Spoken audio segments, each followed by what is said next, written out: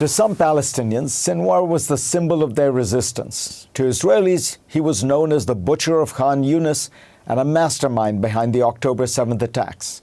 Sinwar's death this week is surely a big blow to the group, but a senior Hamas official said Friday that each time a leader is killed, the group gets stronger and more encouraged to achieve a free Palestinian state.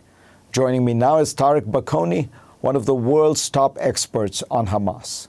Tarek, welcome. Let me ask you the question first of all. Is this assassination a big deal for Hamas, or is the organization, as we often hear, very decentralized and they will simply find somebody else? What does it mean that he no longer runs Hamas in Gaza?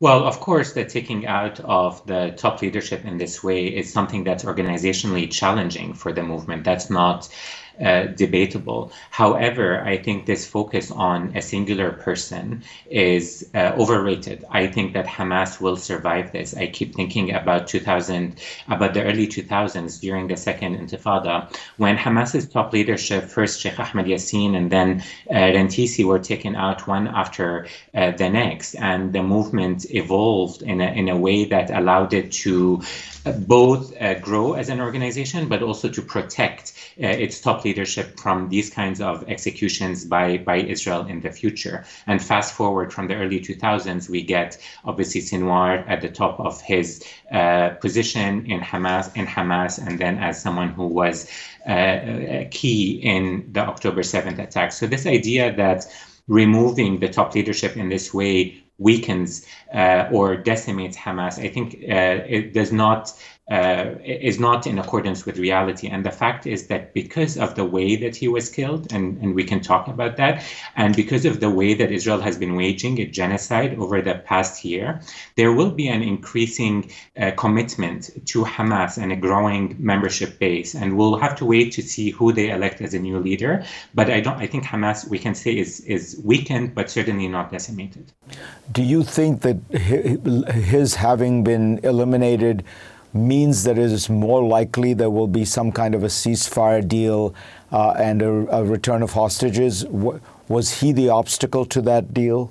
I heard what your previous speaker said, and I think it's ludicrous that we're still in a conversation about Sinwar having been the obstacle when everyone, including the Americans, have admitted that Netanyahu has been the key obstacle in every negotiation that has happened. Netanyahu has changed the rules of the game, all the way up to executing the top negotiator, Ismail Haniyeh, a few weeks ago, in order to make sure that no ceasefire negotiation would be achieved. I think we have to be very clear.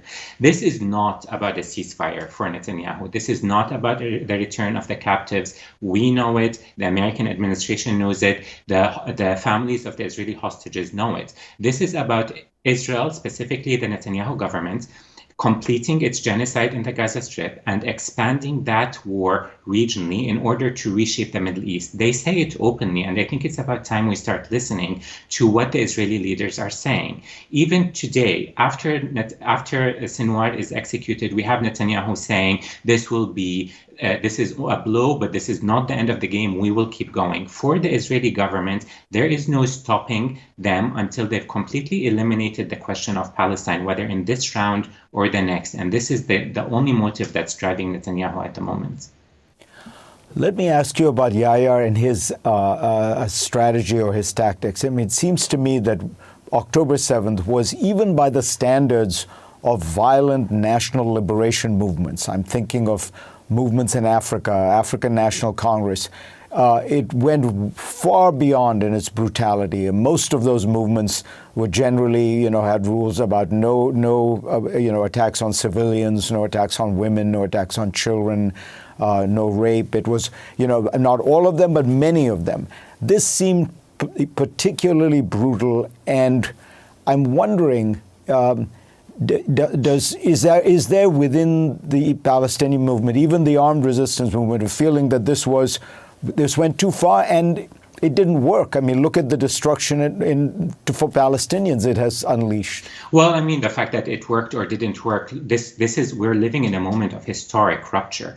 We're going to be studying and thinking about this moment for many years to come. I mean, if you think about Algeria, since you brought other anti-colonial struggles, Algeria or Vietnam or South Africa, the death toll on civilians has been horrifying. You know, you would go to an Algerian now and say, was it worth it to have more than 1 million Algerians killed to fight French colonialism? Or if you go to the Vietnamese and say, was it worth it having hundreds of thousands of Vietnamese killed to fight American imperialism? The question isn't that whether it worked or didn't work. The question is, why do so many Palestinians have to die before the American administration understands the cost of maintaining Israeli apartheid and sustaining a Jewish supremacist regime in Palestine? I'm the first person to argue that there needs to be a firm investigation to understand what happened on the day, but this is certainly not something that can regardless of what happened on the day, we must not think of the genocide of the past year as being linked in any way or being a retaliation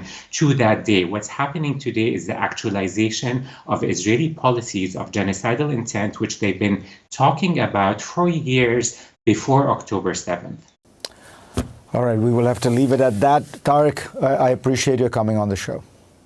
Thank you, Farid.